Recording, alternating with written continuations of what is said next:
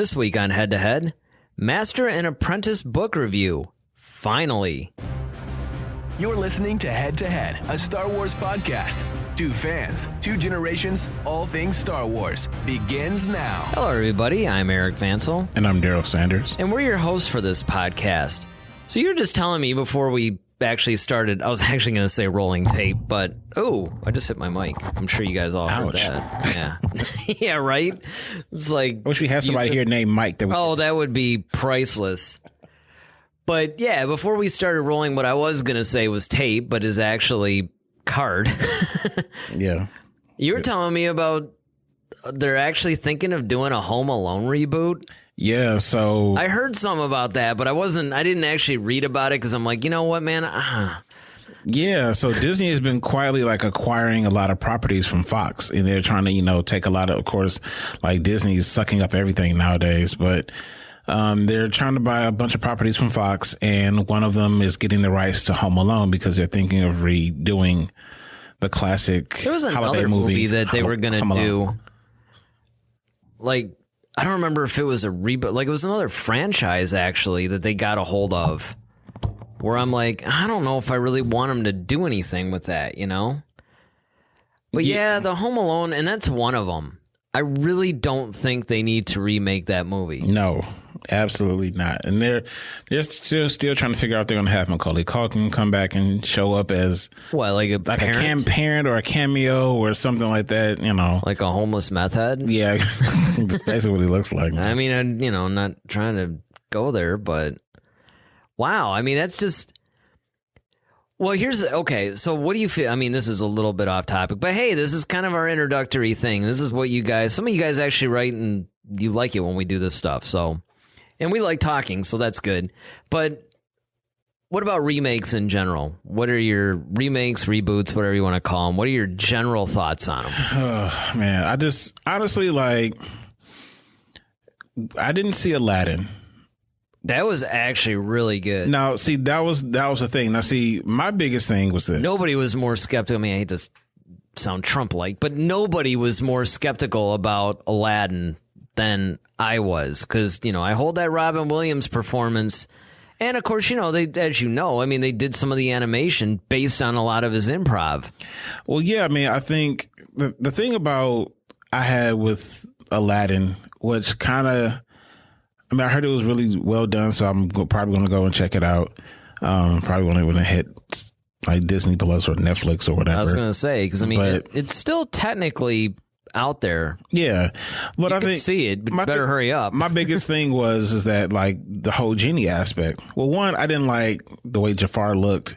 I didn't like the way that it basically just looked like Will Smith painted blue.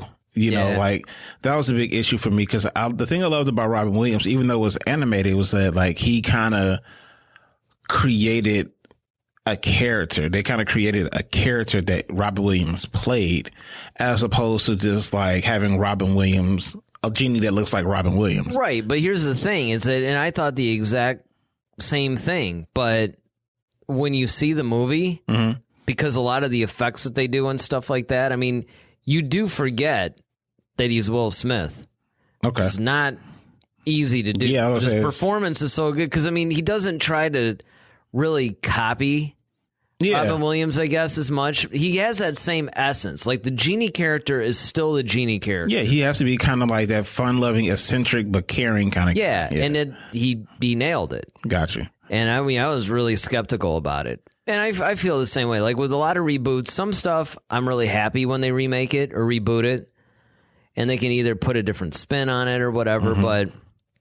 It's funny because I've had this conversation somewhere. It was either on social media or work or something like that, where I talked about how you and I brought this up on another podcast where we went on this whole tangent about there's all these books that they could be making into movies, but yet they keep going back and trying to remake all these old movies. It's like, why? Go to any bookstore. There are so many great stories that can be made into movies. Why even? But you know what? It's kind of like, hey, if it was a hit before, it could be a hit again. Yeah, but I see, for example, okay, so what I've heard was Aladdin was really good. but I did see Lion King. Ah. Yeah. Now, mind you, Lion King is my favorite Disney movie of all time, followed by Aladdin. So if I had to grade it. Yeah, I still had to see it. I would give it a C minus. Wow, really? Yeah. Because that's really surprising because actually, up until Lion King, I just haven't had a chance to go out and see it yet. Mm-hmm. But up until Lion King, I've seen every one of the live action reboots. Like Jungle Book, well done. Jungle Book was incredible. Beauty and the Beast was incredible. Aladdin was really good. So now you would think that the Lion King would be the one. You would think, but for me and the people I went to go see it, like a lot of people kind of had the same vibe. Yeah, it just didn't do it for me. Even though they had James Earl Jones voicing. Don't get me wrong. Like he did, I think out of everybody, like he did a really good job. I mean, Donald Glover did a really good job as Simba, but it wasn't the animation, honestly. It was honestly the acting. Like the biggest disappointment, one of the biggest disappointments for me was, of course, they really didn't do Be Prepared. Like they kind of did it. And you'll see what I mean when you hear the music kind of in the background, and then they kind of augment the way he sings the song and the lyrics, so to speak. So I wasn't a fan of that because my thing is like, okay, he's the villain. Like, how do you not, and then like, how do you not give the villain his song, and then on top of that, the other big one for me, well, two big ones for me was one, I hated Beyonce as Nala. Because you could clearly tell it was Beyonce. It's like she wasn't acting. A lot of them sound like they were reading and not acting the words out. And that's what was bothering me. Yeah, that could. It just sounds like, hey, Simba, why aren't you here? You should be here with us. Come on, let's go. Like, that's not act like, that's just, Yeah, that's recitation. Yeah. And then the other one was the hyenas. Like, how do you have a hyena that's not funny?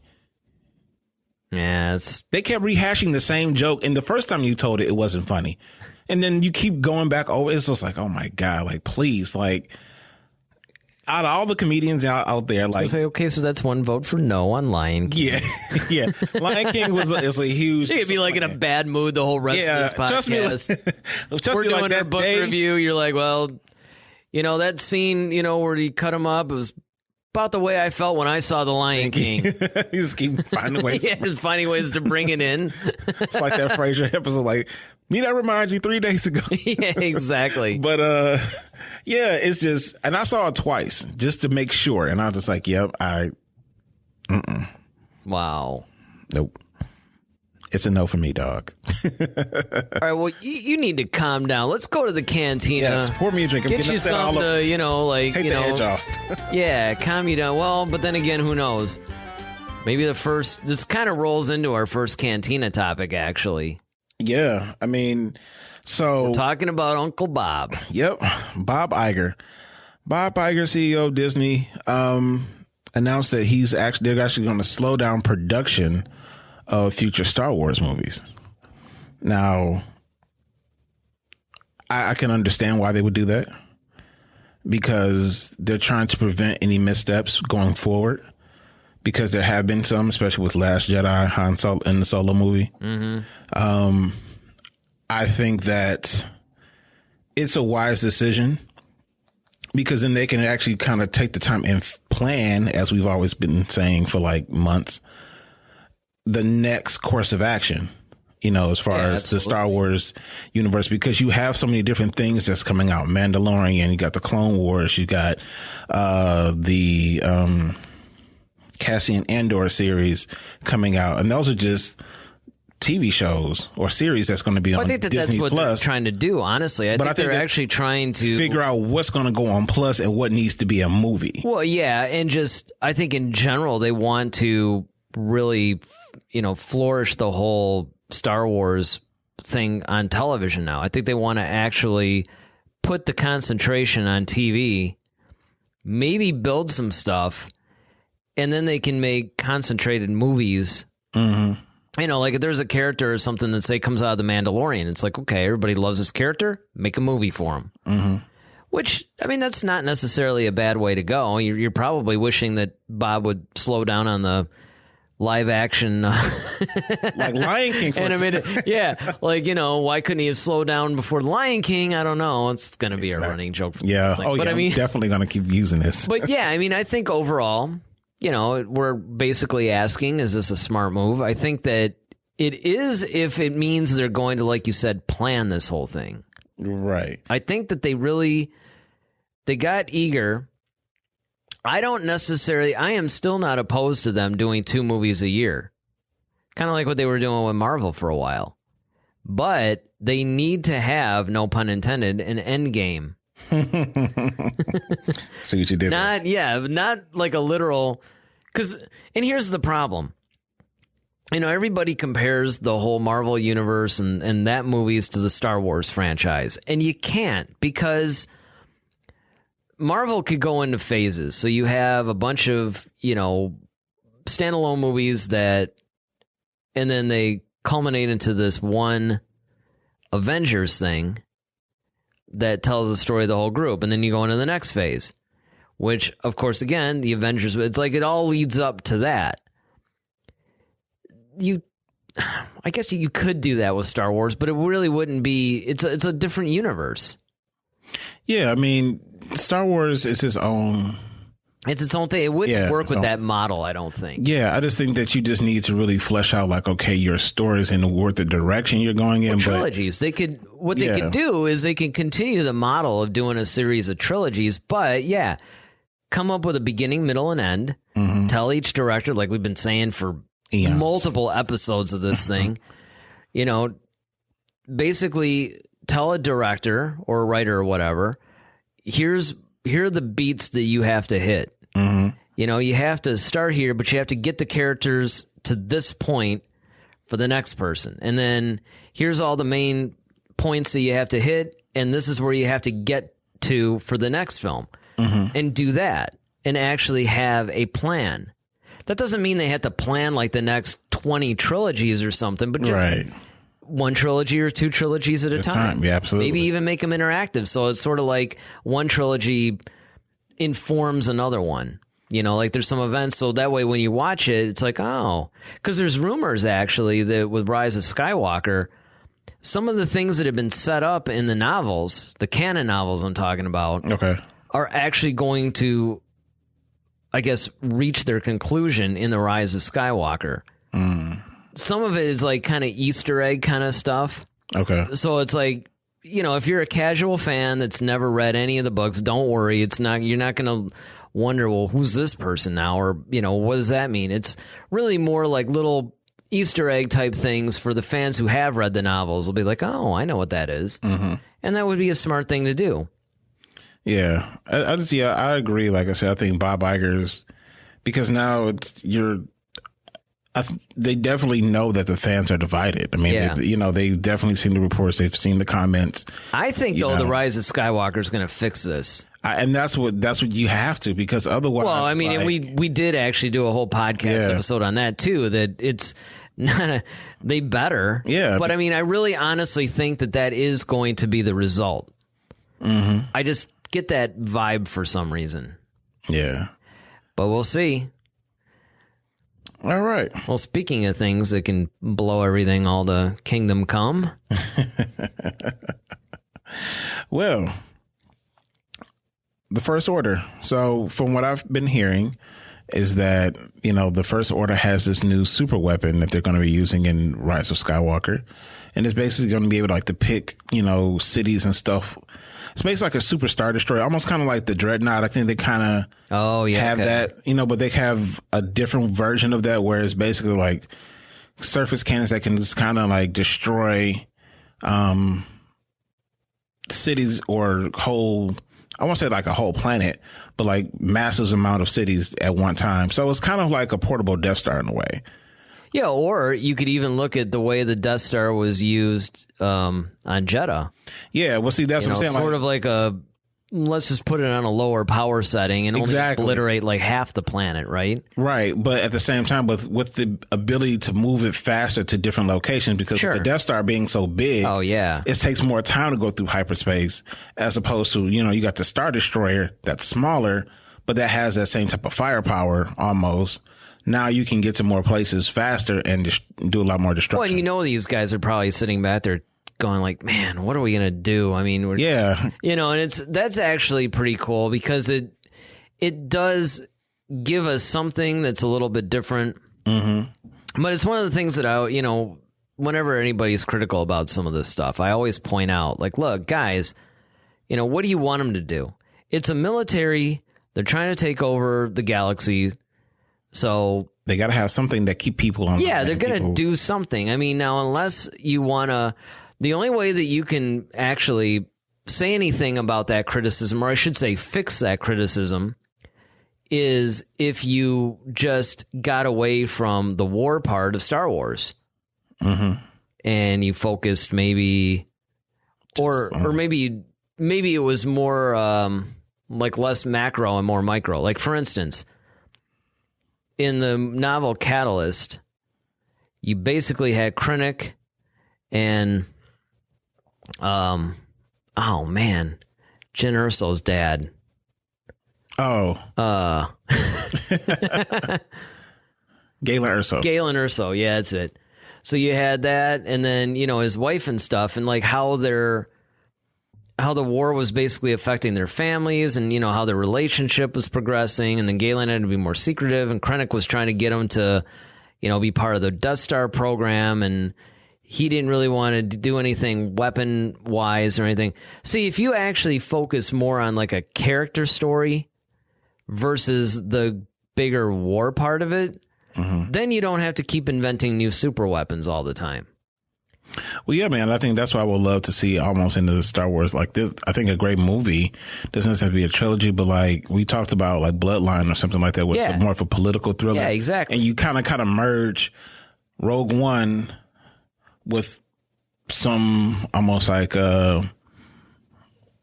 political thriller, like Designated Survivor or something like that type of thing where you have the war going on, but it's like all these politics that's going on that's determining the tide of the war. I think that would be really cool. Yeah, you're not necessarily focusing on like, okay, the Empire or the First Order or whatever has got this new weapon and now we have to try to destroy it. I mean, they can move beyond that. Mm-hmm. They don't necessarily have to do that. Now, this could be a good first step because obviously with the Skywalker saga, you're more or less trapped into that at this point. Mm-hmm.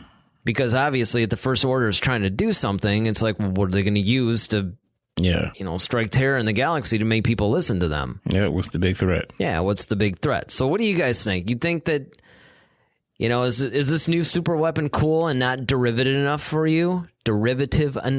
Or, man, it's like, it's only a podcast, right? Or is this something that you really think that they should just get away from, period, and you think it's cheap?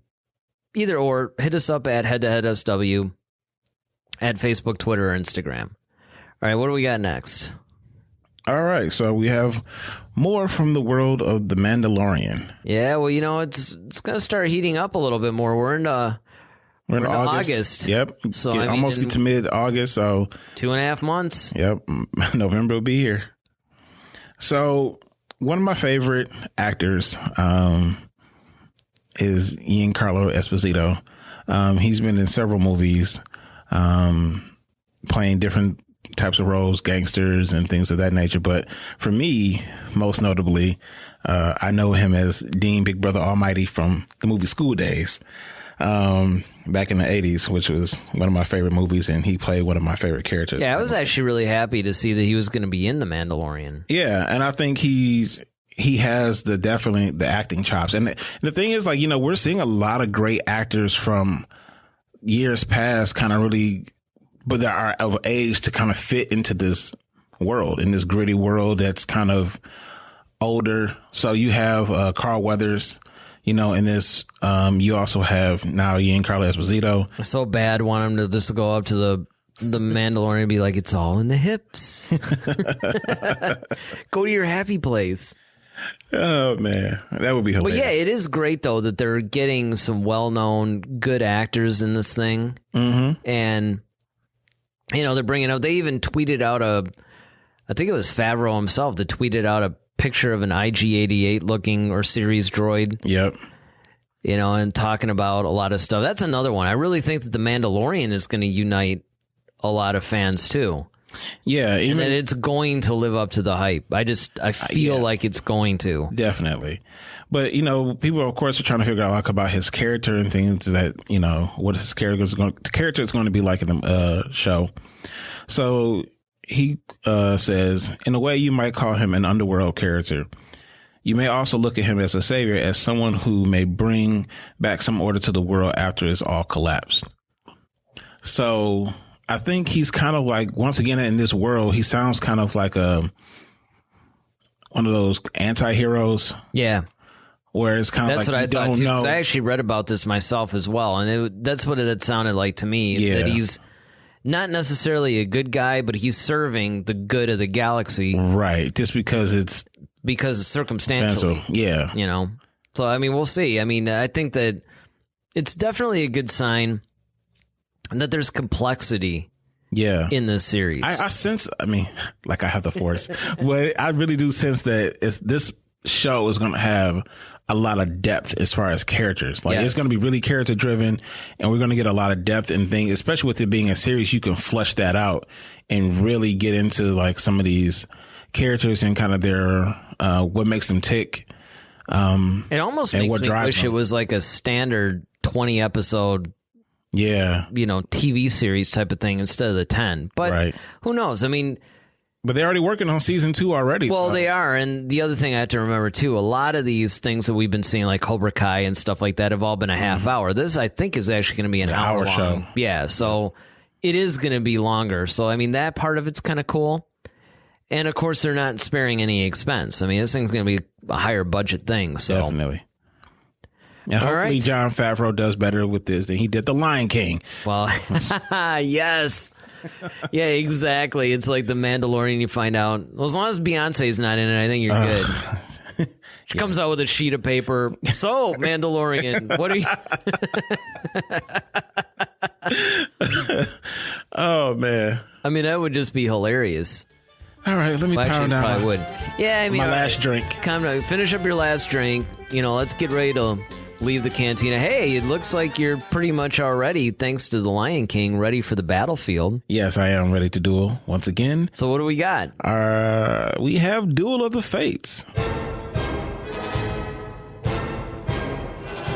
So this week, the question is... Hey, it's Luke and Vader again. Yep. Well, actually, it's Luke and Vader instead of Luke and Anakin like last week. Right. Look at you with your continuations.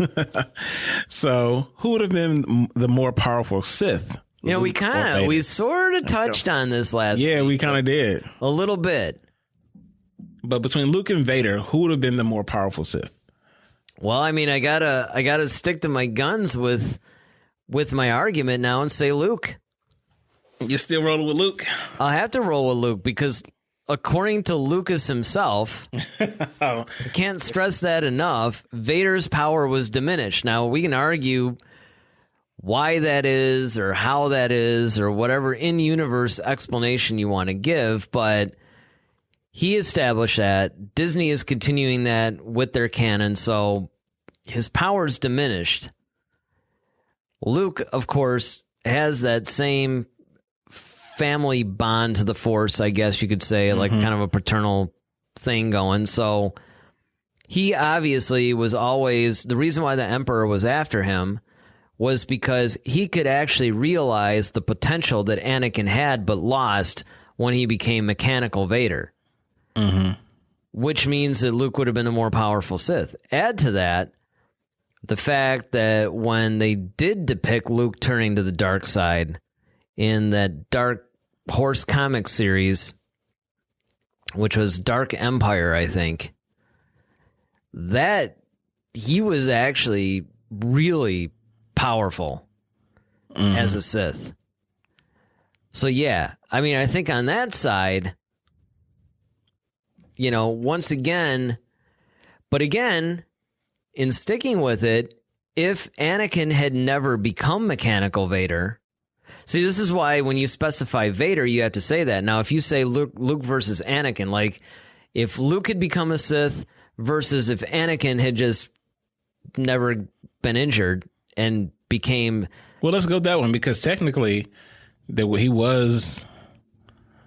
Yeah, that's right. He was okay. Like we said last week, he was Darth Vader for like 20 minutes of the movie or something.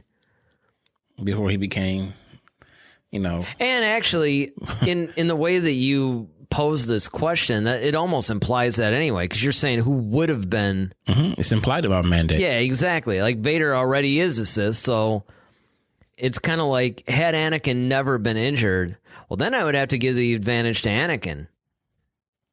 Then I would have to say he definitely would have been the more powerful Sith. Simply because he just had more potential in the Force. I know Patrick has some thoughts on this. He was, a couple weeks ago, he was actually messaging heavily about some things. Commenting actually on our, I think on the show like 2 or 3 weeks ago or something. He always has some really cool insight. Yeah. I think, And news. A lot of times he breaks some of this news like, hey, have you heard that? I'm like, no, I actually didn't read that yet. I don't know. I mean, like, on one hand, like, you want to say Anakin, but you got to almost kind of wonder if Luke, like, I really would love to know what kind of student Luke was, Well, I mean, no doubt, if you go expanded universe Luke. Because he sounds more Obi-Wan-ish. Yeah. Like, so I think because he's more Obi-Wan, it's like if he were to go Sith, he would stick more to almost like following the rules. Yeah, but the Sith rules, though, Right, yeah, right. But I think he would more adhere to that versus letting his emotions, like, take over. Anakin always just seemed more emotional anyway. Like, he's just always seemed emotional. Luke was pretty emotional. Well, I mean, like, in the beginning, but I think he eventually... Yeah, you're right. By the time Return of the Jedi came around, he wasn't as emotional at all. And in fact, he was probably less emotional. And he was less in Empire, really. It just wasn't until Vader dropped that bomb on him. Well, yeah. That would kind of, definitely throw you for a loop. Yeah, I wouldn't count that. I mean, anybody... that throws anybody for a loop. Yeah, I mean... the Dark Lord of the Sith, you find out is your dad, you're going to lose it a little bit, especially after he just lops off your hand. And not only that, but he killed, like, your only person that you thought was a father was Obi-Wan. Yeah, so exactly. Now to find out, like, oh, no, I'm your daddy. Like, oh. Yeah, exactly. It's like, wait, Obi-Wan lied to me? And Vader's probably like, oh, that's a surprise. Yeah. Yeah. Come on back, I can tell you. Oh, let me guess, old certain point of view Obi-Wan, huh? Did he lay that one on you yet? Yep. Exactly. But yeah, I think this one might... I don't know, because I think it just depends on what... Well, it also depends, too, because there hasn't been enough Luke in the new canon yet. Yeah. Like, they haven't done new canon versions of, like, directly post Return of the Jedi. I mean, they have, like, they're just starting to. Yeah. And I think we're going to get a lot of that after Rise of Skywalker. Well, and especially with the comics are really starting to do that. And actually, I take that back. They are doing a lot of... say around the time of somewhere between episode 4 and 6 and a little bit after 6. They're starting to explore that a lot in the comics, actually, because they did that whole series about where he had like Obi-Wan's journals or something and he was learning, and there's a lot of stuff like that. So I haven't read a lot of that one yet, but I have read enough of the comics and enough of the novels to know that I think we still need a little bit more information to really make the determination about what new canon Luke in totality is like. Mm-hmm. And then you can maybe make... Because if you think about it, they've been expanding the story of Anakin and Vader left and right in the new canon, but it's really more just like deepening the information we already know. Right. Now, they could do the same thing with Luke, but the problem is that because the expanded universe dealt with after Return of the Jedi, more so than they were like prequelizing novels, They did a few. They wrote a couple of prequels of The Phantom Menace and stuff like that, and some, between like 2 and 3 or 4 and 5 or whatever. But for the most part, they stuck to the post Return of the Jedi world. And, Luke was like a god in those. Mm-hmm. I mean, he was like the first Grandmaster. Mm-hmm. Like, even beyond Yoda's capabilities. I mean, the stuff that Luke was able to do, like, further in, was just ridiculous. Like, they had to create the Yuuzhan Vong just because you had to create something where the Force didn't have any effect. Yeah, because otherwise it's a Superman problem. Yep. But I have a feeling that new canon Luke, though, they're sort of taking that back. You see that a little bit with The Last Jedi. Now, of course, you know, they show us this crazy astral projection thing that he does. Mm-hmm. And there could very well be Grandmaster Luke in this.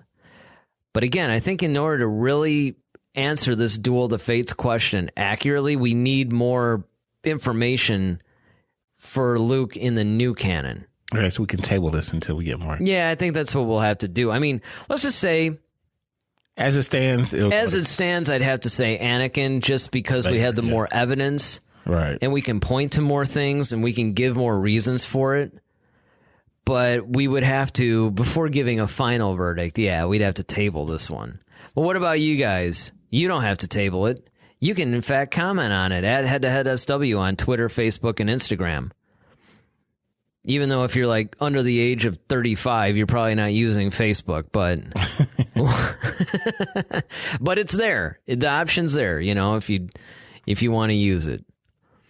All right, what's our next? Our next topics are biggie. Yes, from a certain point of view. Yep, our featured topic. This, just to remind anybody, or if we got some new listeners, I know we're getting close to ending our first season.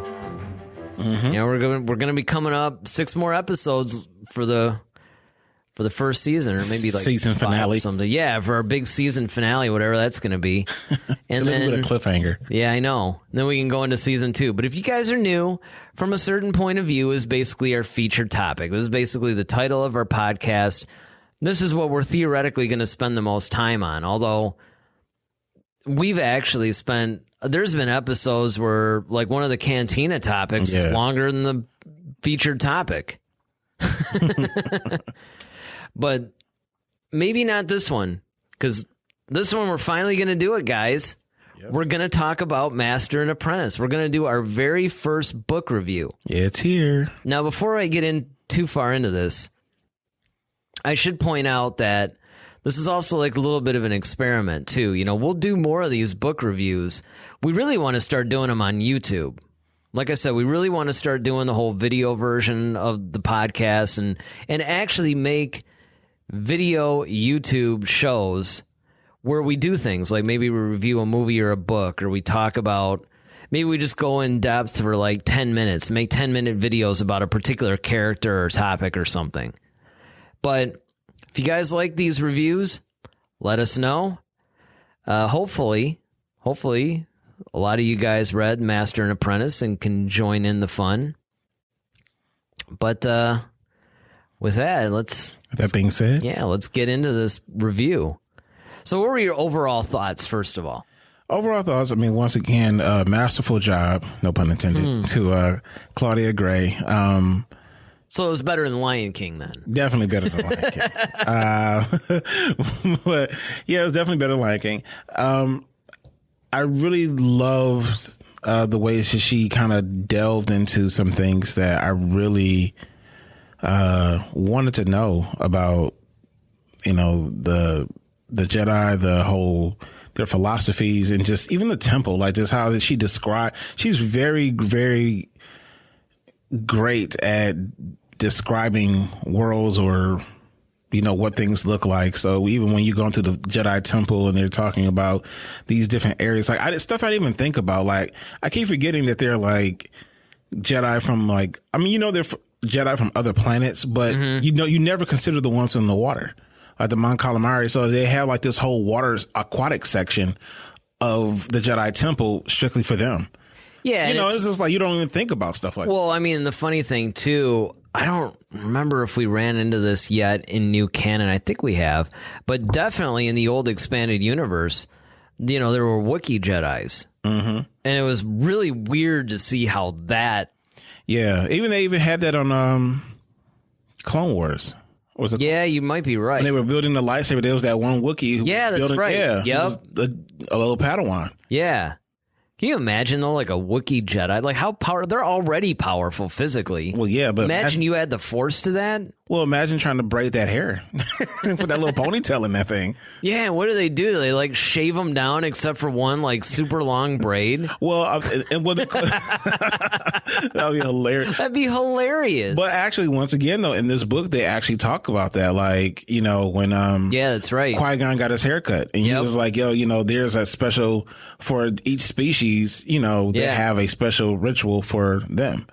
So this little stuff like that is cool. Yeah, I thought that was pretty cool, definitely. Of course, a lot of the insights into what each of the characters were thinking and feeling. She's always really good at writing that, too, where you really get not just, the story and the plot and everything, but you really get an overall sense of, like, whenever she deals with each character, you really feel that character within the story. Like, you feel their story, basically. Yeah, you get really into their innermost thoughts. Yeah, and it's like one of the cool things about it.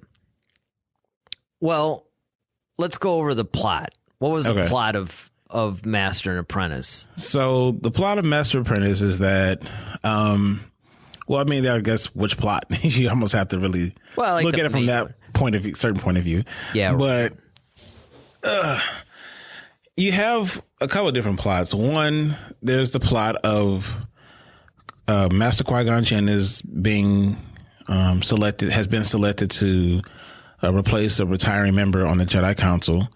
And he's battling with the decision of should he take the position because he and Obi-Wan really aren't gelling that well. But then on one hand, he doesn't want to leave Obi-Wan because he feels like, he's doing a disservice to him as a master. And he doesn't want Obi-Wan to feel bad, like he doesn't like him or doesn't care about him or anything. Yeah, like it was almost like his fault. Like, you know what? You're terrible. I got I don't want to deal with you. I got to bail on you, man. I'm going to pass you on to somebody else, type situation. So you have that situation going on. And then you also have a greater situation where they're being dispatched to this planet. I'm not going to screw up the name, but it's like Pajaj, or I'm going to screw it up, but it's like Pajaj or something like that. I forgot how to pronounce it. Where there's this whole hyperspace route that they're trying to do, and these terrorists are trying to like thwart it because they don't want the Republic to, get access to these hyperspace lanes and stuff like that. So they dispatch Obi-Wan and Qui-Gon at the request of someone in particular. And this particular person is Rael Averross, who's another Jedi Master who's been living on this particular planet for like 8 years. And, he wants Qui-Gon and Obi-Wan to kind of come in and kind of look at things from a fresh set of eyes because he's been there for so long that, sometimes you get, go blind to some things. So when you have a fresh set of eyes that you can trust, look at a situation, and they can better apprise and advise you on what to do in certain situations. And so, of course, you have at that particular planet, there's a princess who's about to take her throne because she was named princess at like 6 years old, but Rael was the one that was basically like kind of like assisting grooming her, basically, protecting and all that. Yep. And so now you have that whole situation where now she's about to ascend to her position because now she's like 14 years old. So now she can kind of legally take the throne and start making decisions for the ceremony going on and terrorism. So now you got these terrorists trying to take over stuff and, take her out. It's all this whole calamity. But there's this whole thing where with Rael Averross, there's this whole underlying story with him because he failed some protocols and he actually killed his Padawan. And Qui-Gon and Rael actually have a connection to each other because they both served under the tutelage of one Count Dooku, who was I actually thought that was kind of cool that they were both Padawans of Dooku because, you were thinking that, okay, Qui-Gon was basically Dooku's Padawan, but it never really occurred to you that he would have had another one because you were just so used to dealing with one. I mean, honestly, it's almost like the Sith relationship where you have master and apprentice. Right. Title of this book. Mm-hmm. So yeah, I thought that was interesting. Yeah. So now you have this whole situation where they're kind of Qui-Gon's a little bit leery of Rail because even though he met him when they were younger, and now that he's been kind of stationed on this particular planet for like 8 years, but hearing about the story about him losing or killing his Padawan was very troubling for him, to the point where he was really questioning like a lot of different things about Rail. And he was really uncertain about some stuff. And then, of course, Obi-Wan kind of has some reservations as well. But at the same time, there's still this rift that's kind of going on between Qui-Gon and Obi-Wan. Goodness, trying to say those names like back. Oh, yeah, I know. But so there's a lot of going on. Well, yeah, because the thing that I thought was really interesting, too, about their rift in particular was, in this book, you actually learn just how obsessed Qui-Gon was with the prophecies.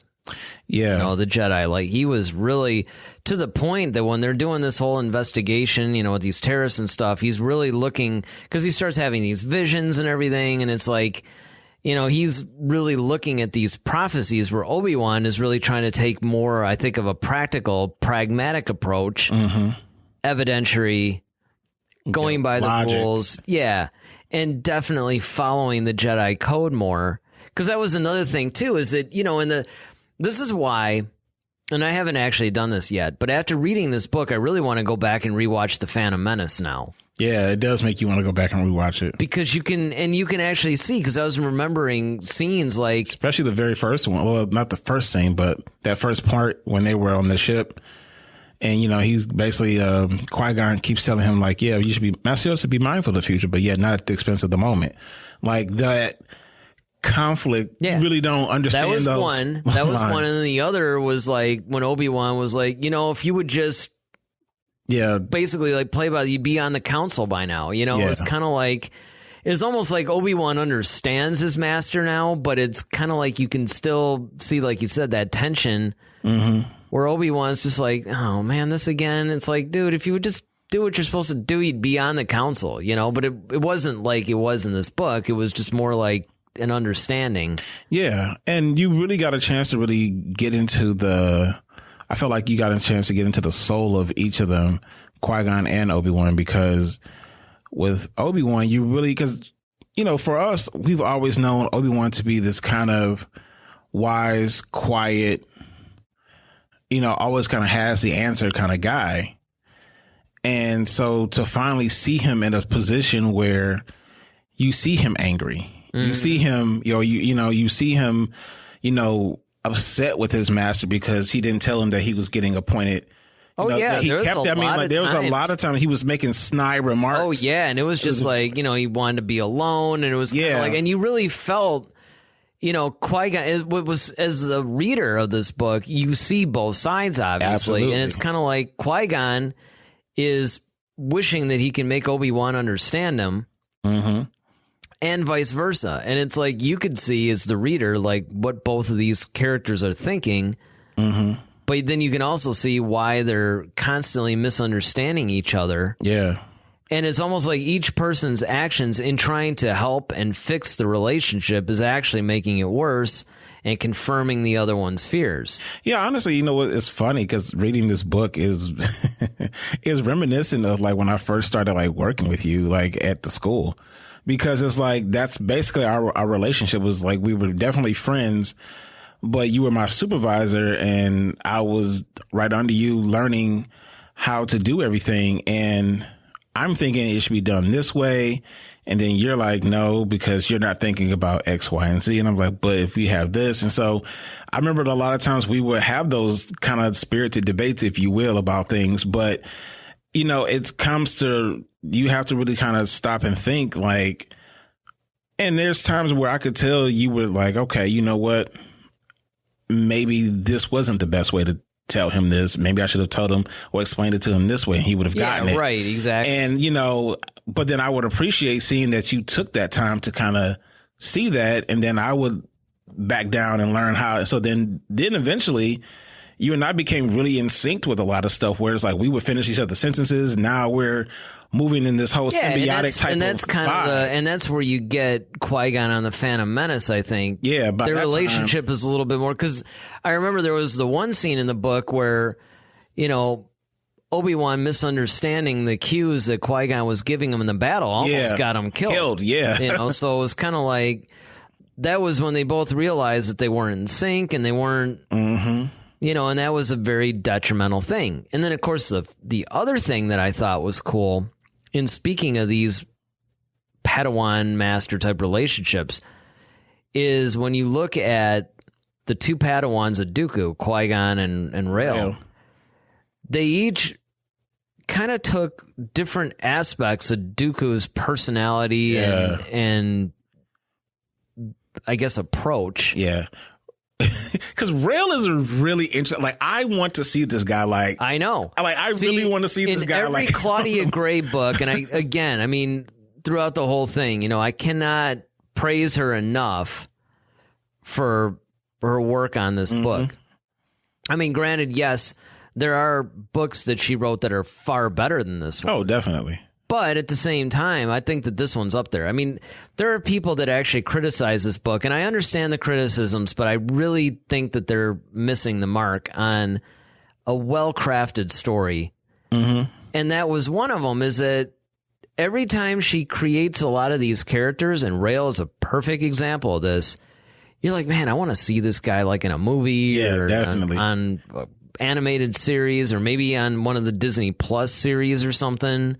Yeah, he's kind of like if you, in my mind, like when I'm reading it, it's kind of like Lando and Han together and just put a lightsaber in his hand. Yeah, but like it's a Jedi. Yeah, it's a Jedi. It's kind of like he had the charm of Lando, but he was kind of like that scruffy kind of fly by the seat of your pants, flyboy kind of guy, where he kind of just did what he wanted to do, and he really didn't want anybody to tell him what to do. But at the same time, he still had that honor code that he pledged himself to with the Jedi. And they even touch on some, one of my favorite moments in there was like when Qui-Gon knocked on his bedroom door and he walked in and he's in bed with this chick. Oh yeah. Man, that was like one of the funniest things, because I could kind of picture Qui-Gon like, oh, sorry. He wasn't expecting that. And then, the fact that Rael kind of busted Qui-Gon, was like, don't act like you haven't either. So yeah, that was kind of a hilarious thing for me. And that's what was good, was like seeing, because, obviously he was not really a strict part of the Jedi Order. And you're seeing he would be another person I would classify more as a gray Jedi. Yeah. And that was what was interesting, is that you could see, and that goes back to my point, is that you could see Dooku in both of them. Yeah. And furthermore, another thing in talking about the Dooku, Qui-Gon and Rael relationship, you get glimpses of the Sith Dooku, but she doesn't really touch on why he left the Order. Yeah. We know he left the Order. He isn't quite a Sith yet.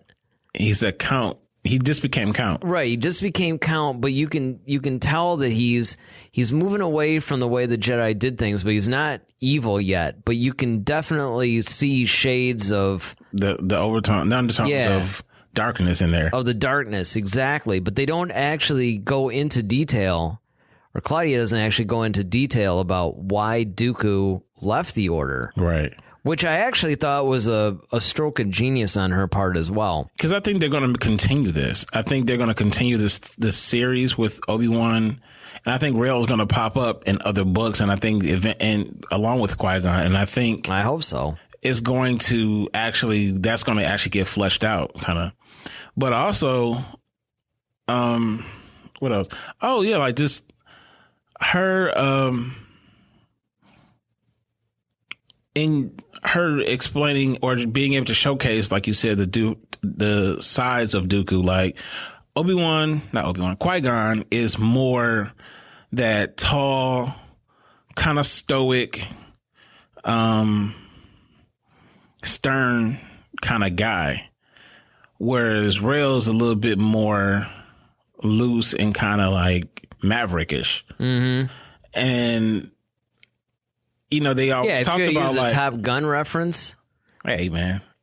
Then, you know, Iceman is Qui-Gon and Maverick is, you know, Rail. Is Rail, yeah. Definitely. And I think that, you know, even like the humor that Rail did, like especially when he was mocking Yoda, man, that was hilarious. Man, yes. That was just like I was not expecting that, man. No, when I wasn't either. Like, and that's the thing.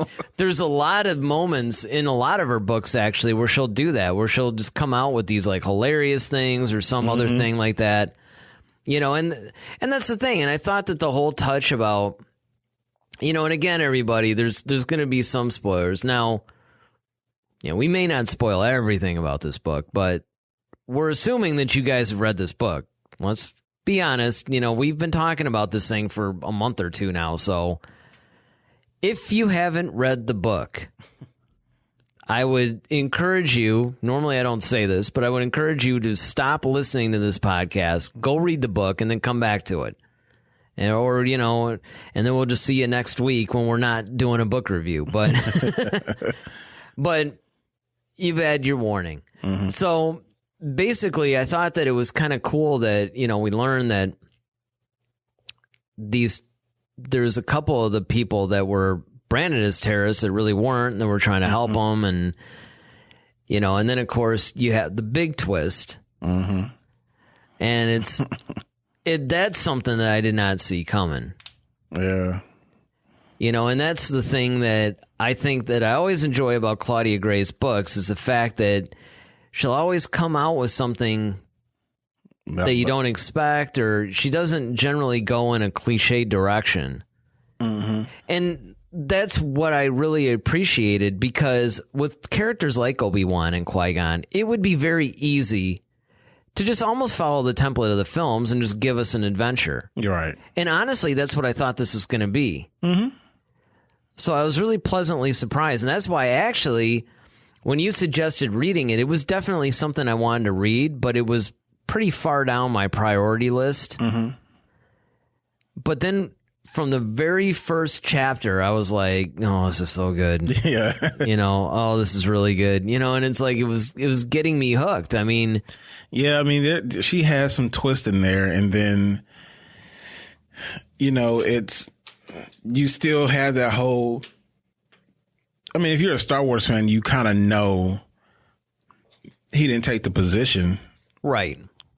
But I mean, you still kind of like, all right, it still kind of left you in suspense. Like, okay, well, what is he going to choose? Or did he choose it and then something else happened that made him not? Exactly. Like, you almost kind of didn't know. Yeah, you don't really know. I mean, you can't take that for granted. And what I really loved is the fact that when in The Phantom Menace, Obi-Wan makes a comment like, you could have been on the council by now if you would just be more by the book, basically. You really get to see like why he really was struggling with this, and he was thinking about it, but then he turns it down, and you know how he feels it could be more effective, and how Rel kind of like reached out to Dooku, and like you know, that was a whole I mean, there were just so many really great moments. I mean, I really think that you guys should, if you, like I said, if you're listening to this, we're assuming that you've actually read the book, but I honestly think that this is a must read. And again, I mean, we're going to leave the affiliate link to this book and also the Thrawn trilogy, because I really think that you guys should, you know, that's where I'm steering all of our listeners next, is towards the Thrawn books. Whether or not we actually review them or not, well, I guess that depends if Daryl actually reads them. Yeah, I got some catching up to do. I got 2 books behind. I can, well, yeah, kind of. I mean, I'm not even still. You know, it's been another week. I'm almost done with Alliances. I do fully intend, though, as soon as like I finish the last page of Alliances, I'm ordering Treason because it's that good. And how was his name? Eli Santo or something. He was a character that was kind of like how Paleon was in the expanded universe. Okay. Kind of like Thrawn's right-hand man. Eli is his right-hand man in new canon. Okay. He came up with Thrawn a little bit, and he was there because he understood the Chiss language. Mm-hmm. So he was sort of assigned to Thrawn, and at first he resented it, but then he grew to really respect Thrawn. And when we last leave him at the end of the original novel, he ends up going with another Chiss woman, like military commander or something, to go deal with stuff in the unknown regions. Now, of course, like I said, in Alliances, we're dealing strictly with the Anakin Vader and Thrawn relationship. Mm-hmm. But there's a bunch of stuff that gets set up in that book that I heard we're going to see a conclusion about in the third one, and then Eli actually comes back for treason. So I'm really hyped to actually read that. But with this book, I mean, like I said, you can click the link to read it below if you haven't read it, and we piqued your interest a little bit. But this book was just phenomenal. Yeah, so good. But we're assuming, like I said, that you guys have read this. So those of you guys that have read it, what did you think of it? What were some of your standout moments? Like, what were your top 3 standout moments? What were yours? Mine? Yeah.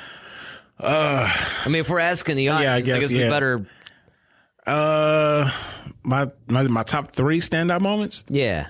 Yeah. What was the top 3 absolute, cool things about this book? What were your top 3 favorite things about it? Well, I love like I mentioned once, the whole, I love the whole concept that Rael was trying to impart to Obi-Wan as far as attachment, as far as dealing with love and attachment and things of that nature. I love the conflict that Rael had as far as that he was still reeling from losing his Padawan, and that whole situation, dealing with his friendship with Qui-Gon. And then, of course, the twist, the big one. Yeah, I was going to say, for me, the twist was number 1. Yeah, I mean, I didn't put them in any particular order, but yeah, that would be of course. I mean, if I had to put them, and yeah, I'm probably not going to put them in order either, but that, honestly, that probably is my number 1 thing. I did not see that coming. Yeah. And the way it was set up and then dropped. Yeah. Was just like, whoa, man, crap. That is just the craziest. I wish it had been a movie. Yeah, see? Yeah. That was one. Another, has to be just the in-depth inner workings of the relationship between Obi-Wan and Qui-Gon. I really think that it does, because like I said, you could have actually gone into just another adventure, almost kind of like a Clone Wars kind of thing. Yeah, well, to me, it's kind of like how you always said how when you read Catalyst and then you see Rogue One. Yeah, it's exactly the same how you thing. feel man, because you have all this knowledge going into it now. That's how I feel about the inner workings between Obi-Wan and Qui-Gon now, wanting to watch Phantom Menace all over again. Because, it's it just totally changes your whole, and enhances and enriches your whole viewing now of the Phantom Menace, and it forever changes the way you look at the dynamic between Obi-Wan and Qui-Gon, and that's huge. Mm-hmm.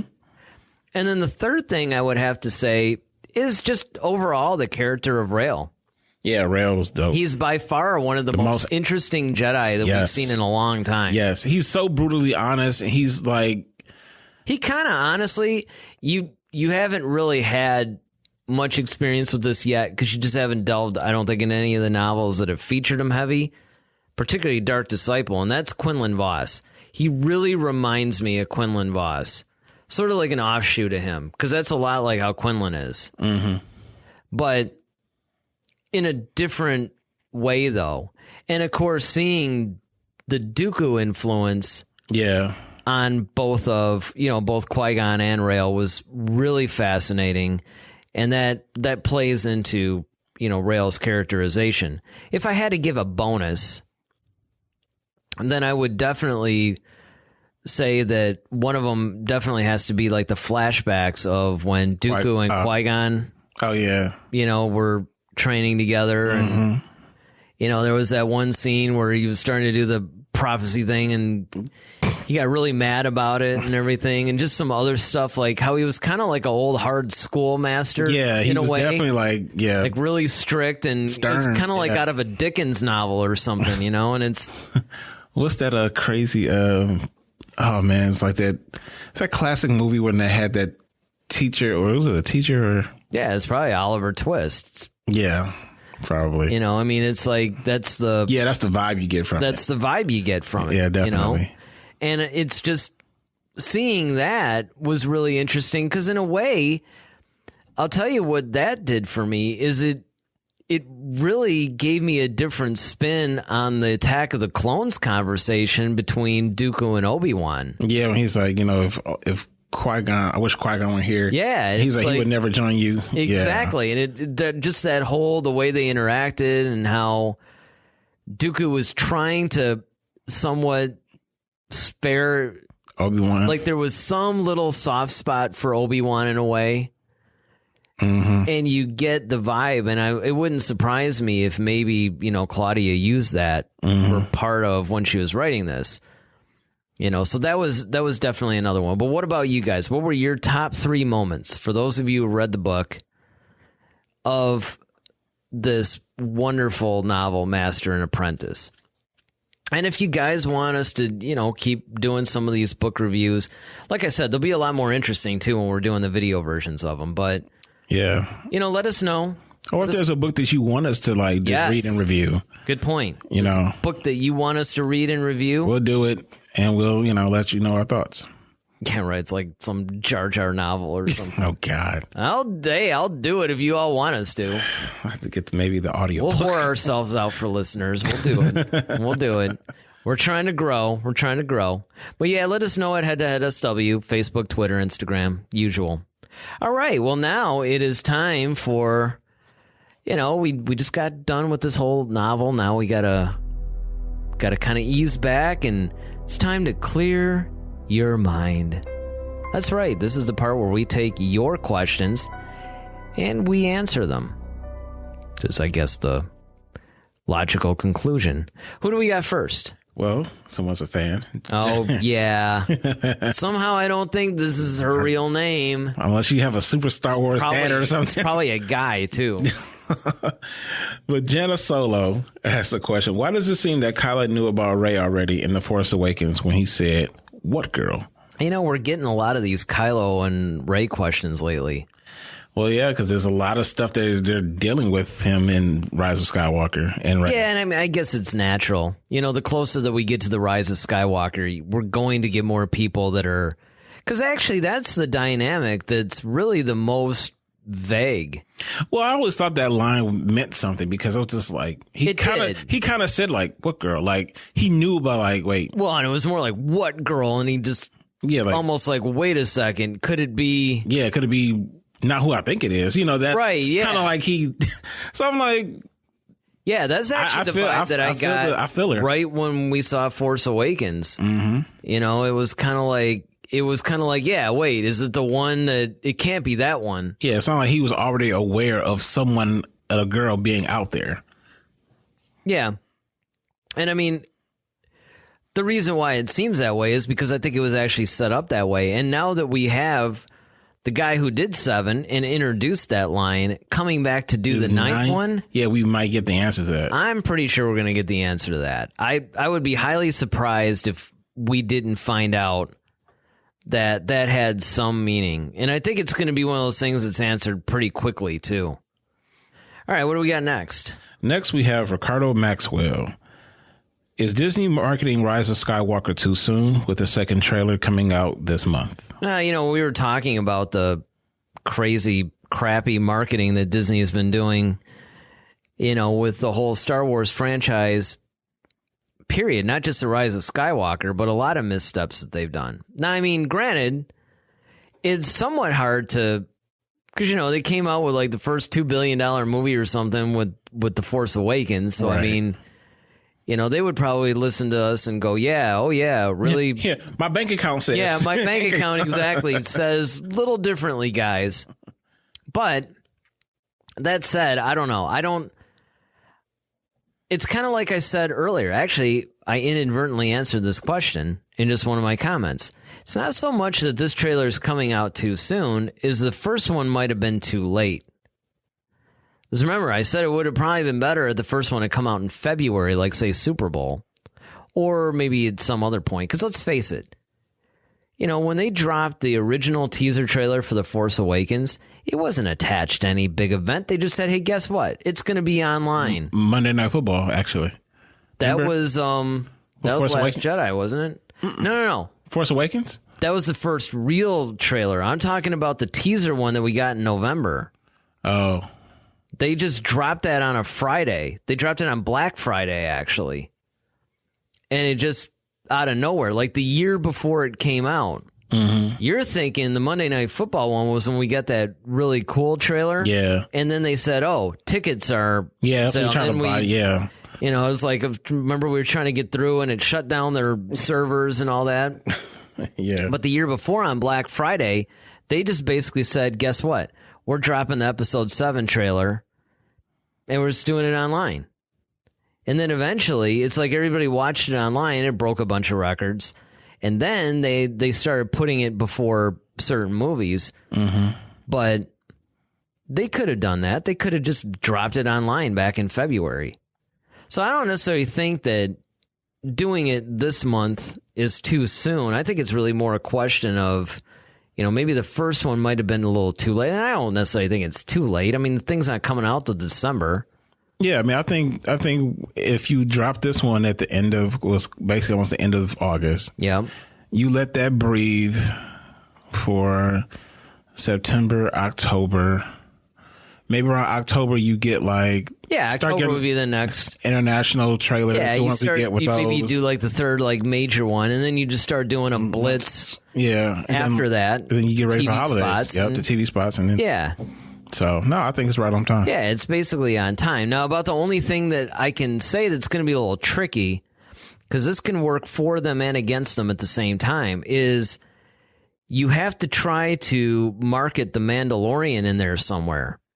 Yeah. And The Mandalorian comes out first. True. So it's going to be weird because, what are they going to do? Like on Monday you get a Mandalorian trailer and on Tuesday you get a Rise of Skywalker. You know what I mean? It's like... Yeah, I think... They have to balance that out, I think. Yeah, I think you'll start getting... Well, I think like you probably start getting the... Probably September, October. I would say they're going to Mandalorian blitz us. Mm-hmm. And, there might be an alternating... cycle. Yeah, I mean, why not, right? But they also have to, I think, advertise heavily. Because they're advertising Disney Plus, and I think that's... Exactly. I think that's what it's more sort of going to be. I think they're going to highlight Disney Plus with The Mandalorian. Well, did you hear about that package they're coming out with? So you can get Disney Plus, an ad-supported version of Hulu, and like ESPN Plus for $12.99 a month. Sweet. They're trying to do that to kill Netflix. That's like their goal. I don't think they're going to kill Netflix. Yeah. Netflix were the originals. Plus, they got Netflix way more has selection. been pumping out a lot. Well, besides that, they got way more movies than, of course, you're going to have. Yes and no, because if you look at all the properties that Disney's bought, acquired, yeah. But where Netflix kind of did a smart thing, even though I personally wasn't a fan at first. But Netflix is becoming the kings of original content. I was just about to say, they're like coming out with all these original things that are appealing to people. You got like Stranger Things. You've got Bird Box was big. Bird Box was huge, and man, they just got so many original things. I just read that Benioff and Weiss have made a deal for like Game of Thrones on Netflix or something to that effect. So that's kind of funny because they're doing the next Star Wars trilogy. Yeah. That's hilarious. I'm wondering how that's going to be because supposedly their deal is kind of like a development deal. Like it's not for a specific thing, but it includes a lot of properties. Now, they're doing the next Star Wars trilogy. So obviously it's not going to include that because it's going to be on Disney Plus if it's going to be anywhere. So it really makes you wonder how that's going to shake down. Well, they're altering the deal. They just pray they don't alter any exactly.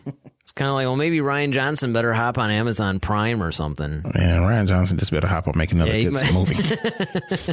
Exactly. But I mean, we'll just have to see. I mean, it's going to be really interesting to see how the marketing for The Mandalorian and The Rise of Skywalker come out without them stepping on each other. That's where I think it's going to be kind of a little bit of a dance, you know? Yeah, that's going to be the trick. Yep. But I mean, hopefully, you know, that answers your question, Ricardo. But we thank you. We thank actually, I want to take this opportunity to thank everybody who's written in and asked us questions, because obviously, it's good we don't have to make them up and make up names. You know, it's good to actually have people who care enough about our answers to send us questions. Yep. But I think that's going to do it for our show this week. Hopefully you guys enjoyed our book review. You know, make sure that not only you let us know at Head to Head SW on Twitter, Facebook, and Instagram what you thought of the review, but use our Amazon affiliate link below and, you know, check out some of these books, including Master and Apprentice, if you haven't already read it.